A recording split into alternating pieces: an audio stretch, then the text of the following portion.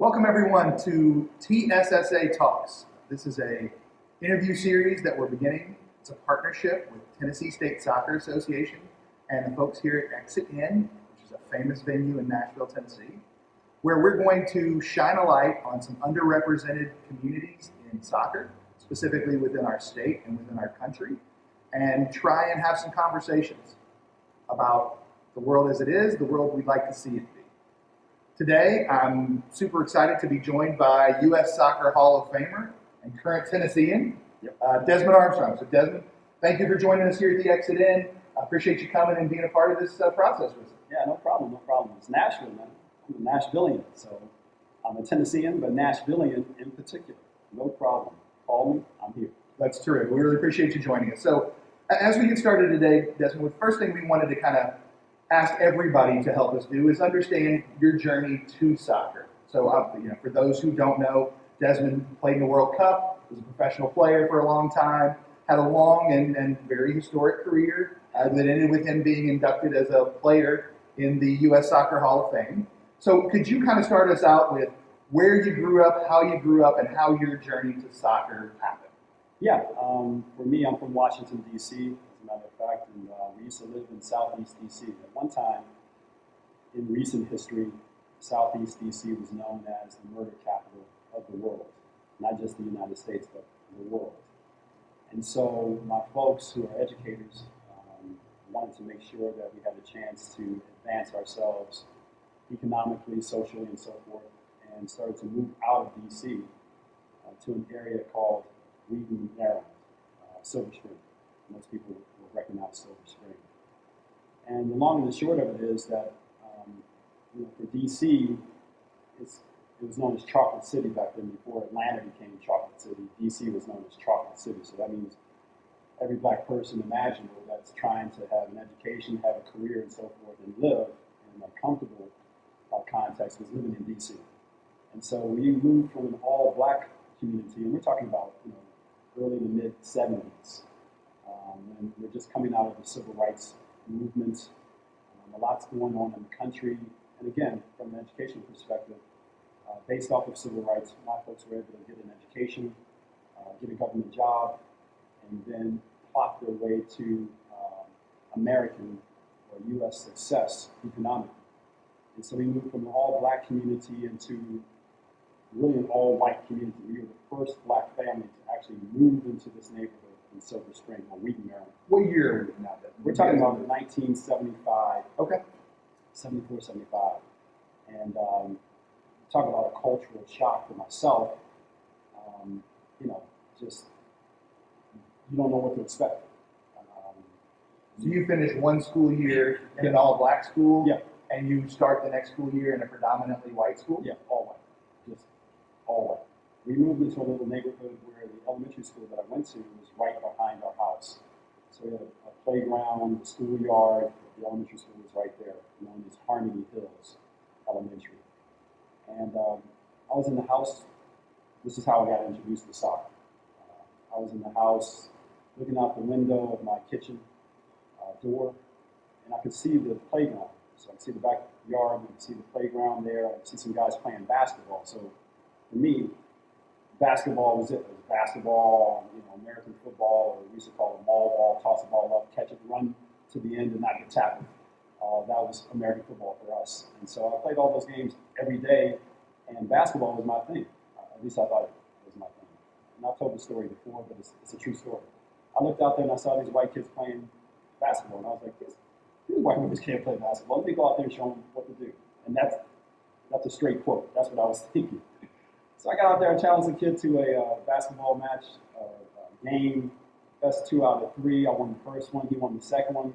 The last game is kind of close. I miss a layup, he picks it up, he scores, and he wins 2 out of 3. I'm demoralized, okay? And we're talking, I'm 10, 11 years old. I'm hurt. There's no way I should have lost the game in my mind, and feeling that, and then I look over and I see this kid and his buddy kind of like laughing. I don't think they were laughing at me as I look back retrospectively, but I thought they were at the time. And I said, okay, well, the neighborhood I came from, you're laughing at me? I'm going to whoop your butt. So I went over and beat him up. then he went home to his dad, and he was crying, and his father brought him back to the playground. I was still out there shooting hoops. And again, a different time and age, because he says, my son will never come home crying from the fight, so you two are going to fight again. And so he took us on the side of the building of the elementary school, which you can't do today. And so we fought again, and then he made us shake hands. And then he said to me, he says, hey, I have a soccer team. I want you to come out here tomorrow and try out for my soccer team. And I didn't know what soccer was. But he wanted me to come. I told my folks, I went home. I said, hey, I got a chance to try out for soccer team. And my folks said, well, you know, you were in Cub Scouts for like a week. You were in Taekwondo for another week. And so if you do this, you have to stay committed. I was like, I'm going to be committed. And so I went out the next day. He picked me up. I didn't know anything about soccer. But he saw that I had some athletic ability. And so it took me roughly about 2 years to learn the game. But he introduced me to the game. He took me to all the practices. Both my folks are working. They were working on their master's program at GW, George Washington University. And so I was a latchkey kid. And so I couldn't really go to practices without knowing that somebody was, going to oversee me. So they allowed me to go to practice with them and then to games when they couldn't take me to the games early on. The beautiful thing about that was the fact that the coach, the kid's father, and he became sort of my best friend within that neighborhood. But the father was a big proponent of the NASL. Strangely enough, he didn't know anything about soccer, but he was interested in having his son and his team engage in the sport. And the NASL was very popular back then, just coming into full view nationally. And I remember being in the house with them, and the Cosmos went on. And we're watching on the telly, and he turned to me and he said, see that guy right there? He goes, that guy right there, you could be just like him. And so I looked at the telly, and he says, that's Pelé. He's black just like you are. You could be just like him. Now, we're talking about Pelé. Okay. Sure. So the commonality was, of course, from the skin perspective, we were both black guys and so forth. And Pelé had come specifically not for African Americans, but for America in totality in terms of introducing the sport to a country in which he was the icon. Whoa. And so I watched him play, and I'm hooked because I did see somebody like me. And it was suggested that I could be like this guy. And the more I found out about him, the more I realized, well, this guy is like so super awesome. We were actually able to see some of the games professionally in person. Our local team was the Washington Diplomats. And so even though Pelé played for the Cosmos, New York Cosmos, I saw him on the telly, but for the Washington Diplomats, I actually saw Johan Cruyff play in person in the stadium, RFK Stadium, which will probably get knocked down relatively soon. But historically, I saw him play, and I saw him score from midfield. And again, I don't know that much about soccer, but I could tell that is special. And so that drew me in. And I think the real kicker for me in terms of the sport of soccer was this coach, John Burness, wonderful guy. Learned that he was an alcoholic later on, but he had a huge heart. I only bring that up because he no longer lives right now. But he decided that we were going to go to England, maybe 2 years after I'd been playing with him. And the reason we were going to England is because one of his drinking partners was an English guy that had a soccer team over in a small town called Sutton in Cambridge, England. And so we decided to fundraise. We were selling donuts. We were washing cars. This is back in the day. You do everything you can to get some money in your pocket. We're going to sell this on the corner. We're going to have our team washing cars in the corner. We're going to knock door to door selling candy bars. We were selling everything so we could raise the monies to go on a trip to England for 2 weeks. First time I've ever been on a plane. And I'm flying across the pond and landing in England. And so a funny story there was, and we're talking again mid-70s, dude. Okay, we're talking USA, really in terms of lifestyle, was like light years ahead of what was going on in England. Get there, we're in a small town. We're talking about there's no street lights. Everybody's still getting their milk from the milkman, which was a big deal. You always want to get the first bottle because the cream rises to the top, and that's the sweetest, and you want to pour that on your cereal in the morning. So we roll in, and of course we're like partnering with the families and the team that invited us over. So we have host families. We're going to stay with families for a 2-week period. And so for everybody that got off the bus, they call out your name. And so the families that are waiting, they're waiting to hear the name for their player. So, we got Smith gets off, and we got Smith, this is right there. We got Jones, we got Jones, it's great, got an American coming to my house, this is fantastic. Then we got Armstrong. I'm talking crickets, dude. I step off the bus, and everybody's like, who gets that guy? So I end up being not accepted, but being welcomed by a family of kids. They have 3 kids, and they were known as the 3 Ds, the Murphys: Dale, Donna, Darren, and then I came along, and here's Desmond. So we became the 4 Ds. Wonderful family, wonderful experience, fully embraced by the community. We had a chance to play small-sided games. We had a chance to play in football stadiums, real football stadiums. We had a chance to go to professional games during this whole 2-week period. And we're talking about mid-70s.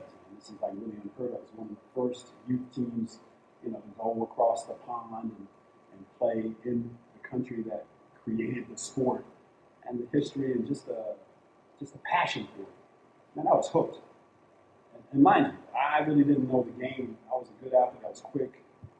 We were all very athletic. We did well 11v11, but when we played 5-a-side, man, we got whooped. I'm talking about whooped. We didn't have the skill, tight control. We got whooped. Coach was like so upset. It was so embarrassing. It was unbelievable. It was like, what can we do? We really didn't know soccer. We really didn't. We were just really good athletes.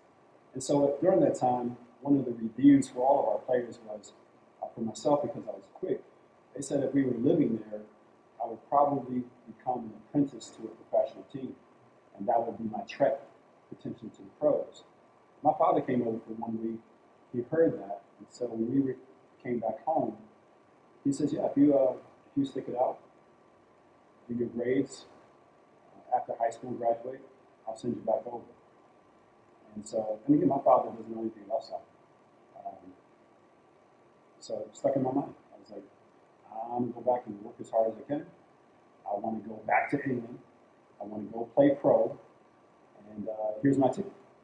Keep my grades up and work hard. Shortly after that trip, we moved. So we're talking about moving from one, definitely a predominantly white community, from the social dynamic community that we moved into, Silver Spring. And again, we were the first black family ever to move into that community. This many, many years ago. And we moved in right next door to what we were told was the family beside us was an ex-KKK member family. They never paid any attention to us, never talked to us. Probably went to school with the kids. I don't even know if I went to school with them. And so we moved from that upper middle class, if you will, community to another one shortly after the trip to England, to Columbia, Maryland. Now, the distinctive thing there is that it was middle class, but it was a planned community. It was the first planned community throughout the United States. It started in 1968 in terms of the history, 67, 68. It was built by the Rouse Company, Jim Rouse, who owned a lot of malls across the country, built out the Inner Harbor, owned all of the property down there, built the Inner Harbor. And his vision was to have a community in which there was diversity, if you will. Black and white, highest ratio of interracial couples throughout the entire nation. Low income, middle income, upper middle income, living side by side, literally. We lived side by side. Every village, there were 11 originally, self-contained. We could walk to the grocery store, to the pharmacy, to the bank, to the community center. We could walk home. We could ride a bus within the community. And so, relative to that, that was the next move.